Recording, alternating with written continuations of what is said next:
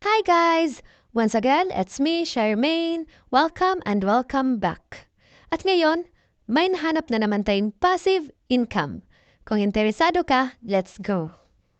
I-share ko sa inyo itong digital bank na nagamit ko para magkaroon ako ng libreng passive income, which is si Cbank. And ang maganda dito kay Cbank, it's reliable because meron siyang PTIC and regulated siya ng Bangko Sentral ng Pilipinas. So, para makapag-register tayo dito sa Cbank, all you have to do is just download its mobile application and nang kailangan mo lang is mag-register tapos mag-present ng proof of identification like your valid ID and proof of address pala. Ayan, for proof of address, kailangan nyo na mag-present ng utility bill or any document na napa-indicate yung current address mo and your full legal name. So, ayan, buksan natin yung Cbank account ko. Kung makikita nyo dito sa aking dashboard, meron na akong 5,641.07 na balance. All for free to guys, hindi ka to dineposit. Kahit i-check nyo pa yung transaction history ko, wala kayong makikita na dineposit po yan dyan. So, dito kasi sa Cbank, ang pinaka-market nila dito is yung kanilang interest rate na 4.5%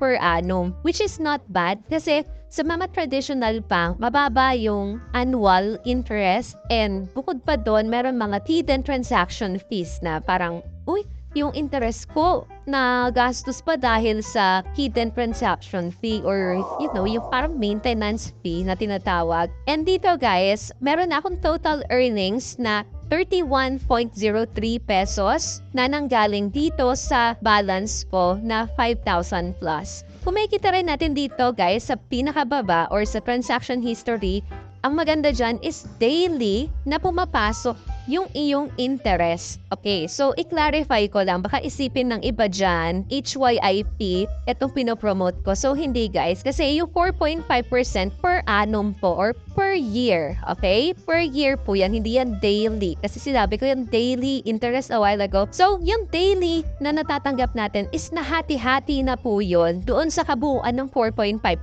Kaya kung makikita nyo dito guys, pag maliit yung nakadeposit, which is, medyo maliit pa nga itong nasa balance po natin, yung nakahati-hati po na transaction na yan is ito na po siya. It's in centavo. Daily ko po siya nare-receive. And ayan, may kita rin natin dito yung overall interest calculator. Kung meron tayong balance na 100,000 pesos, meron tayong interest earning in 1 year na 3,600.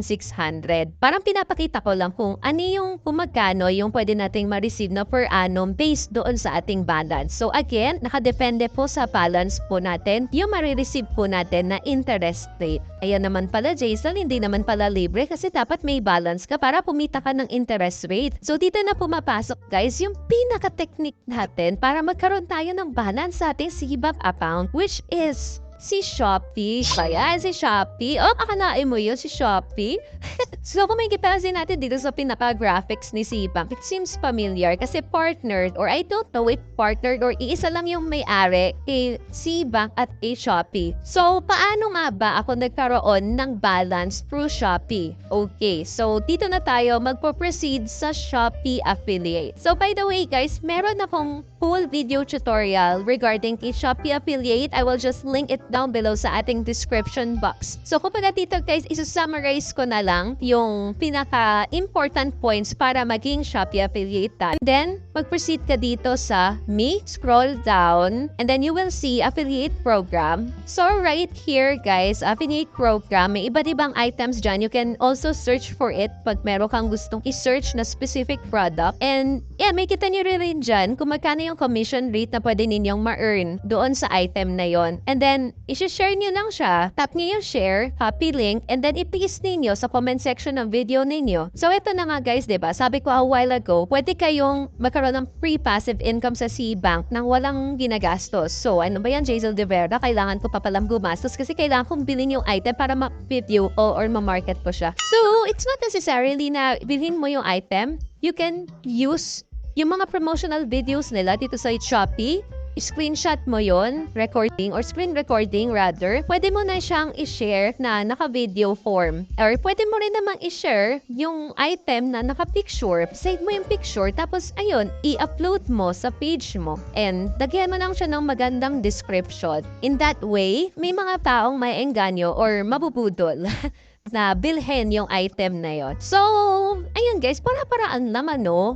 Kumbaga, given na yan. Kasi yun na talaga kung saan naabot yung creativity mo. So, right now, guys, dito na pumapasok yung mode of payment. So, once na na-receive mo yung Shopee affiliate earnings mo sa iyong dashboard, yung method ni Shopee affiliate is two parts. Merong primary and secondary. So, sa primary, all affiliates are required to make a CBank bank account. CBank bank account. Oh, yes. CBank account. Para doon papasok yung mga earnings mo sa Shopee affiliate. Okay? Pag gumawa ka ng CBank account mo, i-connect mo, ilalagay mo yung iyong account number, your name, and from there is you will be able to receive your Shopee affiliate earnings monthly automatically sa iyong CBank account. Kaya kung makikita nyo dito sa aking CBank account, meron na po akong 5,000 plus na earnings. So, lahat to guys, free ko itong na-receive. Though, gumastos din naman ako ng konti sa Isal aspirator na pinromote. isang aspirator na ping-remote ko, which is 40 pesos guys ha. 40 pesos lang yon. And ito yung balik sa akin, diba? 5,600 plus. Yan po yung na-earn natin sa pag-promote lang ng isang product. O paano pa kung sineryoso mo? Marami kang shinare na product. 'Di ba? So, mas malaki pa dito yung pwede mong kitain. Ako kasi hindi ko rin siya gaanong naseryoso dahil sa kapisihan na rin. Yan, hindi na ako nakapag-add to cart, 'di ba? Ako ganun. So, ayun.